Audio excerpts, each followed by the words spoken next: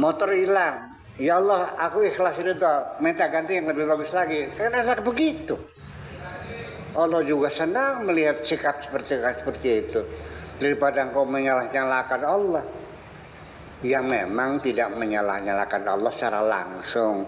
Dengan menyalah-nyalakan orang lain itulah sama dengan menyalahkan Gusti Allah. Siapapun yang berkeluh kesah atas perjalanan nasibnya itu sama dengan komplain kepada Allah Subhanahu wa ta'ala. Kita dimelarat gara-gara necori lah ini. Iya, supir digebukin karena kurang hati-hati, omongnya tabrakan hancur. Memangnya supir sengaja menabrakan mobil?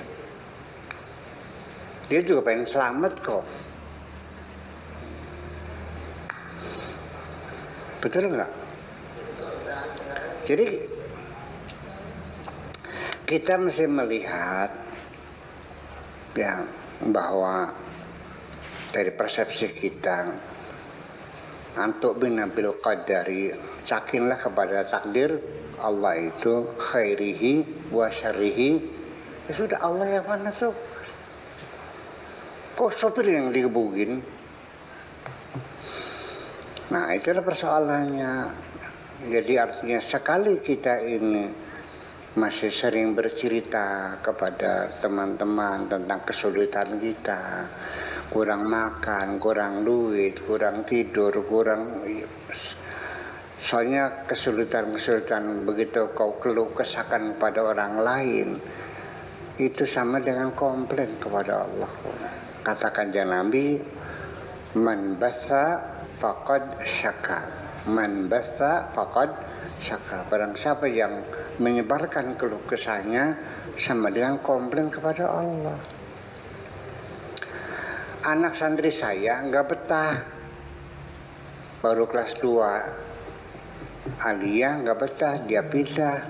Ketika pindah dia bercerita pondok pesantren itu nggak enak, iya, masakannya nggak sedap, pelajarannya terlalu padat dari pagi sampai malam, nggak bisa istirahat, guru-gurunya bego-bego.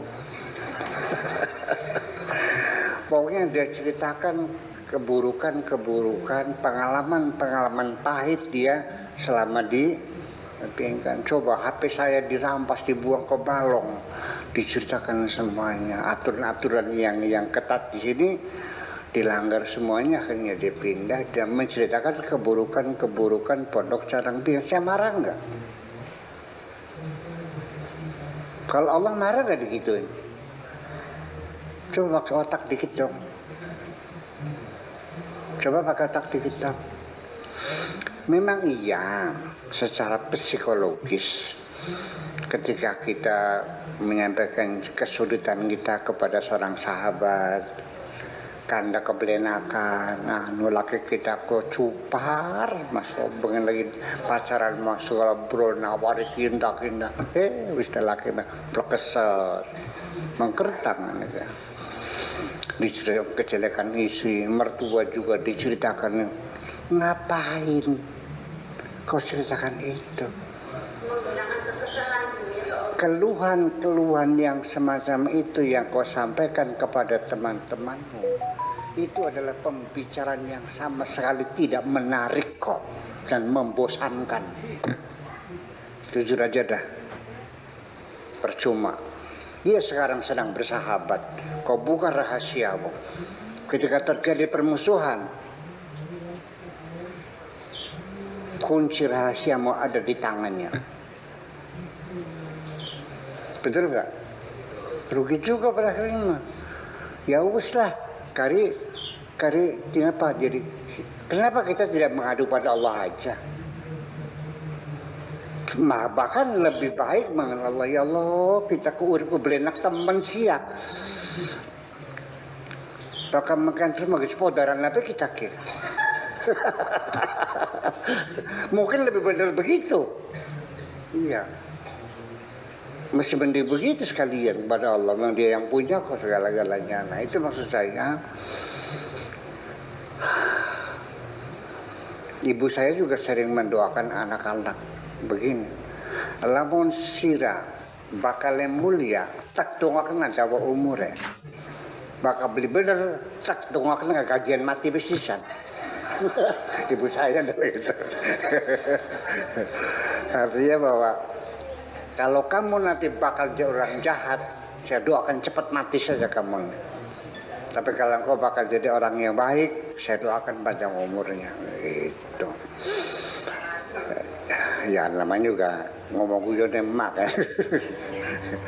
Ya, sendaguronya ibu saya begitu kadang-kadang ya. Saya yakin itu senaguro itu bukan sungguhan. Yang telah pasti anak-anaknya didoakan semuanya kok. Nah, jadi fa'athbitni itu maknanya, makanya tadi dikatakan fa'athbitni zata sirrika. Semua rahasiamu sudah tetapkan saja kepadaku, pasrahkan kepadaku ya Allah. Ini begini. Iya, ya Allah, daripada saya disakiti tiap hari, suamiku yang tidak tahu perasaan yang ini ya Allah, kalau memang panjang jodohku lanjutkan, beri aku kesabaran. Kalau tidak ada kemaslahatan untuk agamaku, untuk kehidupanku, ya Allah segera diselesaikan. Tapi aku tidak akan minta resmi, tidak akan minta cerai kepada suamiku. Silakan kau yang mengkondisikan sehingga kita masih berpisah. Enak juga mau begitu. Daripada nganda kena nih wong sejen, pakai kita kok, anu cupat, anu makanan, bocah blesak. Ngapain? Ya, itu tidak menarik bagi kalian. Jangan dikira. Memang kita ini ngerasa plong. Karena itu beban dalam pikiran diceritakan orang lain seperti kita menguras memori, betul nggak? Tapi dengan itu sementara. Plongnya itu sehari 2 hari. Setelah itu yang mumet lagi karena tidak terselesaikan kok. Tahunya teman yang menjadi tempat curahan itu menolong kamu. Enggak, dia juga punya kesusahan sendiri kok. Boro-boro nolong sira. Itu kira-kira yuk kita serahkan saja intinya mah kepada Allah, karena Allah yang lebih tahu daripada kita. Mana yang terbaik Allah yang lebih tahu. Jadi serahkan kepada yang lebih tahu. Jadi kalau kita memilih sesuatu yang kita tidak tahu, tolong nanya kepada orang yang tahu. Saya tidak ngerti berlian, mana diamond, mana imitasi, ya kan begitu. Kalau mau beli ya saya cari orang yang ahli diamond dong, ahli berlian, betul nggak? Bikaji. Kini berlian dudukin ki, belingin makin dia. Ya dia tahu sih, dia pedagang berlian. Jangan sok tahu sendiri langsung dibayarin. Ternyata beli harga 5 miliar ternyata bohong, beling, palsu lagi, kan begitu persoalannya. Nah, cara menanya sesuatu itu dalam agama namanya istikharah. Paham? Kalau ada lelaki melamar kamu, ya nanya sama Allah sebagai khalik, sebagai pencipta yang lebih tahu. Ya Allah, ini bagus enggak laki ini buat saya? Ya kan? Nanya dong, istikharah. Nah, tapi kalau dalam hal memilih jodoh, istikharah ini banyak dipakai orang. Istikharah ketika mau kawin, betul nggak? Tapi ketika mau menanam pohon apa yang bagus, nggak pernah istikharah kan? Enggak. Mau dagang apa, nggak mau istikharah kan? Mau mesantrekan anaknya di mana, nggak pernah istikharah kan? Enggak. Jadi istikharah untuk jodoh aja. Ya.